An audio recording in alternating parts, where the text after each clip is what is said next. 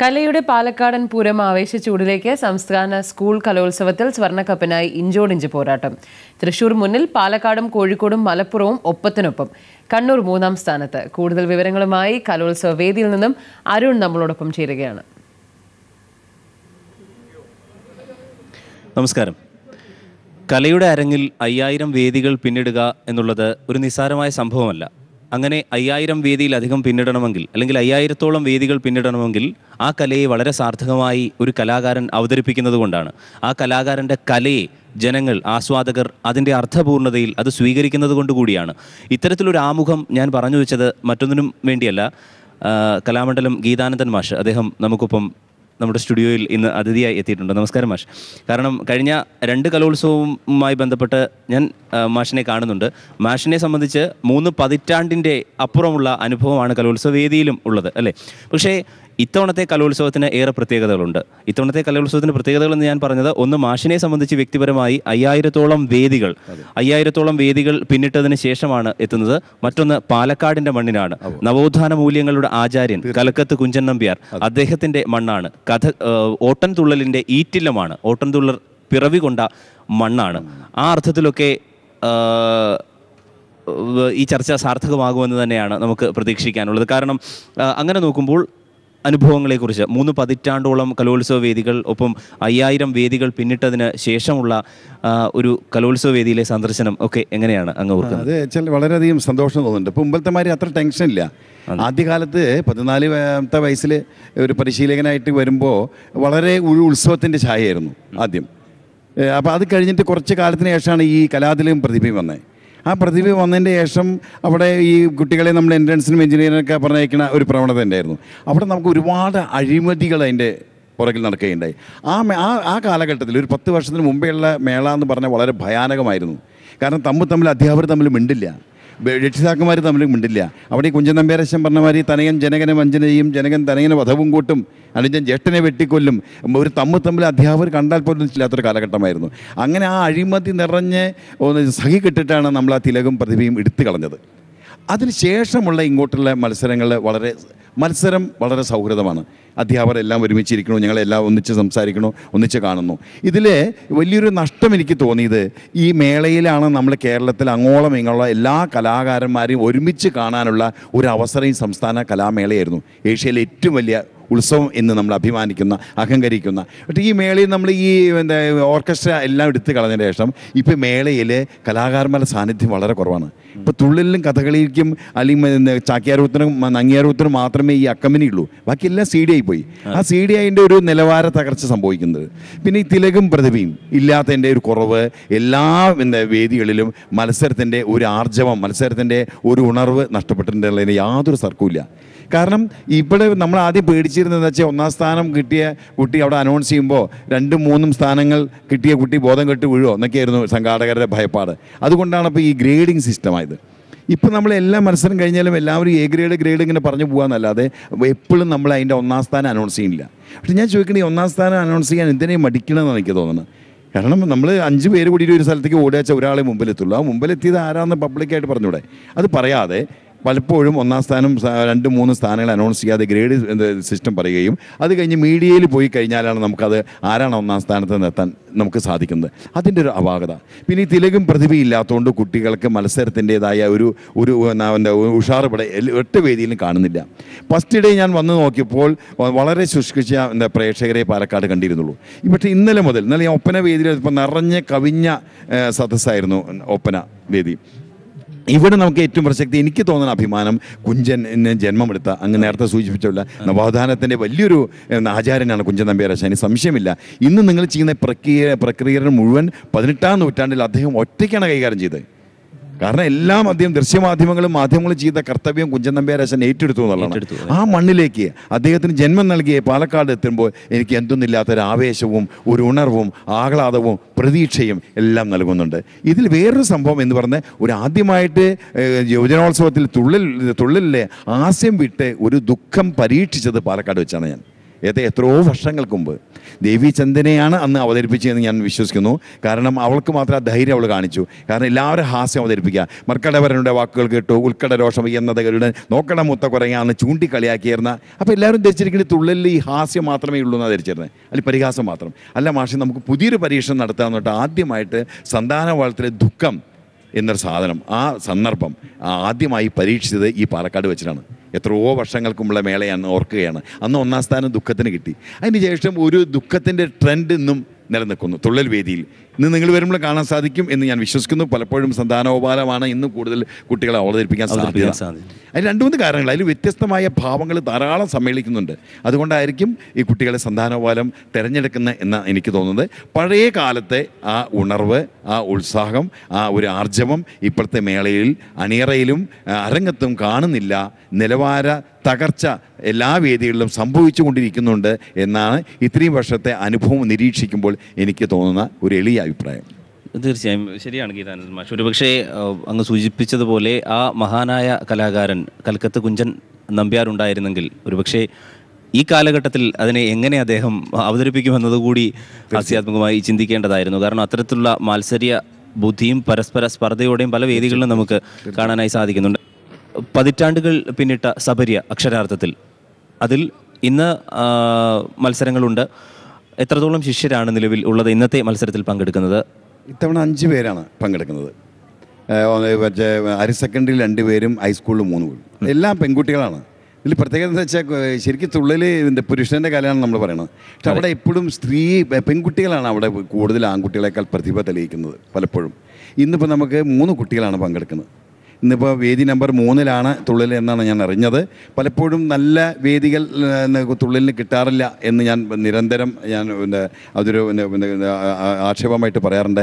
തവണത്തെ വേദി എങ്ങനെയാണെന്ന് എനിക്ക് അറിയാൻ സാധിക്കില്ല. എങ്കിലും ഇക്കെല്ലാം കുഞ്ചൻ്റെ കുട്ടികൾ തകർത്ത് ആടും എന്നാണ് എൻ്റെ മനസ്സ് പറയുന്നത്. ഈ ഇത്രയും 38ാമത്തെ വർഷമാണ് ശരിക്കും ഞാൻ പറഞ്ഞു കഴിഞ്ഞാൽ. അതിൽ 2 വർഷമാണ് ഞാൻ ഒന്ന് മാറി നിന്നിട്ടുള്ളൂ. എൻ്റെ മനസ്സ് ശരിയാണ് ഈ പറയുന്നത്. നല്ല നിലവാരം കൊല്ലം കുട്ടികൾ പുലർത്താനുള്ള സാധ്യതയുണ്ട്. ഈ പോയ കാലങ്ങൾ എനിക്ക് അഭിമാനിക്കാവുന്ന ഒന്നേ ഉള്ളൂ. നമ്മൾ ഈ പ്രാകൃത വേഷങ്ങളെല്ലാം തുള്ളൽ കലയിൽ നിന്ന് തുടച്ചു നീക്കാനും ഈ 38 വർഷത്തെ സബരി കൊണ്ട് എനിക്ക് സാധിച്ചു. കേരളം മുഴുവൻ കേരള കലാമണ്ഡലത്തിൻ്റെ ഒരു ശൈലി പ്രചരിപ്പിക്കാനാണ് എൻ്റെ ഇത്രയും വർഷത്തെ ഈ സബരി കൊണ്ട് എനിക്ക് സാധിച്ചു എന്ന കൃതാർത്ഥത എനിക്കുണ്ട്. അതുകൂടെ ഈ മലയാള ഭാഷയുടെ സവിശേഷതയും ഈ മലയാള ഭാഷയുടെ പുണ്യവും മറ്റുള്ള ലോകത്തേക്ക് എത്തിക്കാൻ സാധിച്ചു എന്നുള്ളതും എന്നെ സംബന്ധിച്ചുള്ള ഒരു അഭിമാനം ഉളവാക്കുന്ന കാര്യമാണ്. കുറച്ചു മുമ്പ് 5000ാമത്തെ വേദി നിങ്ങൾ സൂചിപ്പിച്ചു. തീർച്ചയായിട്ടും എനിക്കതിൽ സന്തോഷം തോന്നുന്നുണ്ട്. 5000 വേദികൾ പിന്തുടരുമ്പോൾ അതിന് ഏറ്റവും കൂടുതൽ അത് ആഘോഷിച്ചത്, ഏറ്റവും കൂടുതൽ 5000 വേദിക്ക് പ്രാധാന്യം നൽകിയത് കൈരളി പീപ്പിളാണ്. അതിന് യാതൊരു സംശയമില്ല. കാരണം അത്രമാത്രം പ്രാധാന്യം കൈരളി നൽകി എന്നതിൽ എനിക്ക് സന്തോഷമുണ്ട്. കാരണം കൈരളിക്ക് നൽകാൻ സാധിക്കുള്ളൂ. കാരണം നവോത്ഥാനത്തിൻ്റെ വലിയൊരു ആചാര്യനാണ് കുഞ്ചൻ്റെ ശിഷ്യനാണ് ഞാൻ. അപ്പോൾ തീർച്ചയായിട്ടും ഇപ്പോൾ വരുമ്പോൾ സന്തോഷമുണ്ട്. ഇത് പാലക്കാടാണ് വരുന്നത്, ഇത് അദ്ദേഹത്തിൻ്റെ മണ്ണാണ്. ഇവിടെ വരുമ്പോൾ തീർച്ചയായിട്ടും തുള്ളൽ കലാകാരൻ നിലയ്ക്ക് എനിക്ക് അധികം ആഹ്ലാദം നൽകുന്നു എന്നുള്ള യാതൊരു തർക്കവുമില്ല. തീർച്ചയായും അങ്ങ് സൂചിപ്പിച്ചതുപോലെ വളരെ സജീവമായി കൈരളി അതിനെ ഏറ്റെടുക്കുകയും ആ വാർത്തകൾ സമഗ്രമായി നൽകുകയും ചെയ്തിരുന്നു. നവോത്ഥാന മൂല്യങ്ങൾ എക്കാലത്തും അത്തരത്തിൽ പിന്തുടരുന്ന ഒരു ചാനൽ എന്ന നിലയിൽ കൂടിയാണ് ഞങ്ങൾ മറ്റുള്ളവരിൽ നിന്ന് വ്യത്യസ്തരാകുന്നത്. അതുകൊണ്ടുകൂടിയാണ് അങ്ങേ എല്ലാ കലോത്സവ വേദികളിലും ഞങ്ങൾ ഇതേ സ്ഥാനത്ത് ഇരുത്തുന്നതും അഭിപ്രായങ്ങൾ ചോദിച്ചറിയുന്നതും. തുള്ളൽ സംഗീത കച്ചേരിയുമായി ബന്ധപ്പെട്ട് വളരെ സജീവമായത് ജനങ്ങളുടെ ഇടയിലേക്ക് എത്തിക്കാൻ അങ്ങ് ശ്രമിച്ചിട്ടുണ്ട്. അത് എത്രത്തോളം സാധിച്ചു എന്നാണ് കരുതുന്നത്? മറ്റൊന്ന്, അതിൻ്റെ പ്രാധാന്യം അത് സംബന്ധിച്ച് ആധികാരികമായി പറയാൻ സാധിക്കുന്നത് അങ്ങ് കൂടിയാണ്. അപ്പോൾ നമ്മുടെ മനസ്സിൽ ഓടി വരുന്ന ഒരു കോമഡി സംഭവം, നോക്കടാ നമ്മുടെ മാർഗെ കിടക്കുന്ന മർക്കടാന്നെങ്കിൽ അങ്ങ് മാറിക്കിടാശ ഓട്ടം തുള്ളി വരുമ്പോൾ വീട്ടിൽ കഞ്ഞി കുടിപ്പാനില്ല എന്ന് പറയുന്ന ഒരു സംഭവം നമ്മുടെ മനസ്സിൽ ഓടി വരുന്നത്. പക്ഷേ കുഞ്ചൻ അതല്ലതിന് വേണ്ടി എഴുതിയതല്ല. അദ്ദേഹം വലിയൊരു സംഗീതജ്ഞനാണെന്ന് ബോധ്യപ്പെടുത്താണ് എൻ്റെ ലക്ഷ്യം ഉണ്ടായിരുന്നത്. തുള്ളിൽ ആഴത്തിലുള്ള സംഗീതം ഉണ്ടെന്ന് അടുത്ത പ്രേക്ഷകരെ ബോധ്യപ്പെടുത്താൻ വേണ്ടിയാണ് 2008 കേരള കലാമണ്ഡലം കൂത്തമ്പലത്തിൽ വെച്ച് തുള്ളൽപദ കച്ചേരി ഞാൻ സംഘടിപ്പിച്ചത്. ഇതിൽ എന്തെല്ലാം ഉണ്ട്? തുള്ളലിലെ ചട്ടക്കൂട്ടിൽ നിന്നുകൊണ്ട് പിന്നെ വയലിൻ, മൃദംഗം, ഘടം, മുഖർശങ്ക് ഇങ്ങനെ ഒരുപാട് വാദ്യോപകരണങ്ങൾ അകമ്പടിയോടെയാണ് ഞാൻ തുള്ളൽപദ കച്ചേരി നടത്തിയത്. ഉദാഹരണത്തിന് ഒരു പദം ഇവിടെ മൂളാം. സൗഗന്ധികത്തിലെ കുഞ്ചൻ നമ്പ്യാരാശാൻ ആദ്യം എഴുതിയ സൗഗന്ധികത്തിലെ ആദ്യത്തെ പദമായ സൗഗന്ധിക പുഷ്പത്തിനെ കുറിച്ചുള്ള സൗന്ദര്യം പാഞ്ചാലി ഭീമസേനോട് പറഞ്ഞു കൊടുക്കുന്നതാണ് സന്ദർഭം. ഇതിൻ്റെ രാഗം കല്യാണിയാണ്, മഹാരഥം. കണ്ടാലോ ചേര്യമേ പുഷ്പമെൻ വല്ലഭക കണ്ടാലും ആശ്ചര്യമേം പുഷ്പമെൻ വല്ലഭക കണ്ടാൽ മനോഹരമേ കാഞ്ചനഭോ ശുഭം പണ്ടു ഞാൻ ഈ വനമേം ഉള്ളോരോ വസ്തുവേഗേ കണ്ടാൽ അറിയുമെന്നില്ല കാന്തരേ കേടുവോ. ഇതിവിടെ പാടിയില്ലെങ്കിൽ നമുക്ക് ആശ നമ്മളെ ശപിക്കും. എന്താ അറിയോ, പാലക്കാട് മണ്ണിൽ വന്ന് കുഞ്ചൻ്റെ വരി 4 വരി പാടിയില്ലെങ്കിലോ, അതാ ഞാൻ പറഞ്ഞ ഡിസ്കഷൻ്റെ കൂടെ 4 വരി പാടണം എന്ന് പറയാൻ കാരണം ഇവിടെയാണ് നമ്മൾ പാടേണ്ടത്. ഇതാണ് തുള്ളൽ സംഗീതം.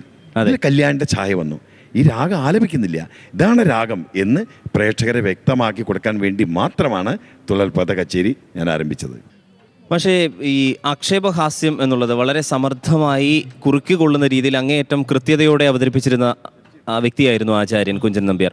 ഇവിടെ എനിക്ക് കാണാൻ കഴിഞ്ഞത് ചരിത്രത്തിൽ ദുഷിച്ചു നാറിയ ഭരണാധികാരികളെ ഇത്ര സമർത്ഥമായി മുനവെച്ച് ഒരു വ്യക്തിയാണ്.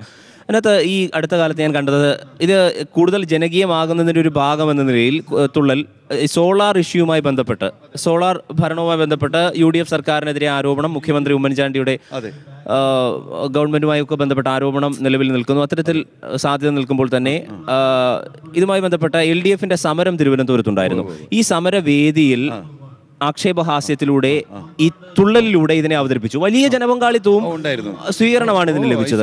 ആ നിലയ്ക്ക് ഇതിനെ കുറച്ചുകൂടി നമുക്ക് ജനകീയമാക്കി ഉപയോഗിക്കാൻ സാധിക്കുന്നതല്ലേ? അങ്ങനെ നോക്കുമ്പോൾ സാധിക്കും, ധാരാളം സംശയം. നമ്മളിപ്പോൾ കലാമണ്ഡലത്തിൻ്റെ ആ ചട്ടക്കൂടിൽ നിൽക്കുമ്പോൾ നമ്മൾ അതിൻ്റെ കുഞ്ചൻ നമ്പ്യാരാശൻ്റെ കവിതകൾ മാത്രമേ കലാമണ്ഡലത്തിൽ ഉപയോഗിക്കുന്നുള്ളൂ. അതല്ലാതെ ഇത്രയും മാത്രം സാധ്യതയുള്ള മറ്റൊരു കലാരൂപമില്ല. കാരണം ഇന്ന് കുഞ്ചൻ നമ്പ്യാരാശൻ ജനിക്കാൻ വളരെ വൈകി, പുനരവതാരത്തിന് വൈകിയിരിക്കണോ, അത്രമാത്രം അഴിമതി നിറഞ്ഞ ഒരു മണ്ണായി മാറിയിരിക്കണം നമ്മുടെ ഇന്ത്യ രാജ്യം, പ്രത്യേകിച്ച് കേരളം. അപ്പോൾ ഇവിടെ അദ്ദേഹം പറഞ്ഞ വാക്കുകളെല്ലാം ഒന്ന് സംഭവിച്ചിരിക്കല്ലേ, നീ സ്ത്രീ പീഡനം നടന്നുകൊണ്ടിരിക്കണോ, ഇതൊക്കെ അന്ന് അദ്ദേഹം പറഞ്ഞു കഴിഞ്ഞിട്ടുണ്ട്. അപ്പോൾ വീണ്ടും കുഞ്ചൻ നമ്പ്യാരാശൻ ഇവിടെ ജനിക്കാൻ വൈകിയിരിക്കണോ, ഈ അനീതികൾക്ക് എതിരെ വാളോങ്ങേണ്ട സമയം വൈകിയിരിക്കണമെന്നാണ് ആശാൻ്റെ വിശേഷം നിലയ്ക്ക് എനിക്ക് പലപ്പോഴും തോന്നുന്നത്. പിന്നെ ഈ മേളയിൽ നമുക്ക് മൊത്തം ഈ മേളയെക്കുറിച്ച് പറയാനുള്ള വെച്ചാൽ ലോകത്തെ ഏറ്റവും വലിയൊരു കലാമേളയാണ് സംസ്ഥാന കലോത്സവം. ഇതിൽ പങ്കെടുക്കാൻ കഴിഞ്ഞാൽ നമ്മൾ ഓരോരുത്തരും ഭാഗ്യവാന്മാരാണ്. മൺമറിഞ്ഞു പോയ അല്ലെങ്കിൽ ഒരുപാട് അന്യം നിന്ന് പോകുന്ന കലകളെ ഒന്നിച്ച് ഒരേ പ്ലാറ്റ്ഫോമിൽ കൊണ്ടുവരുന്ന ഒരേ ഒരു മേള ഈ സംസ്ഥാന കലോത്സവമാണ്. ഇതിൽ പങ്കെടുക്കാൻ സാധിക്കുക. കുട്ടികളുടെ ഒറ്റ ഉപദേശം എനിക്ക് പറയാനുള്ളൂ, സൗഹൃദം വിടാതിരിക്കുക, പരസ്പരം സ്നേഹിക്കുക, സ്നേഹത്തോടെ ഈ മേളയെ കാണുക. മത്സരം എന്ന വാക്ക് മാറ്റി നിർത്തിയിട്ട് ഇതിനെ ഉത്സവമായി ഏറ്റെടുക്കണം എന്ന് മാത്രമേ ഈ സന്ദർഭത്തിൽ എനിക്ക് പറയാനുള്ളൂ.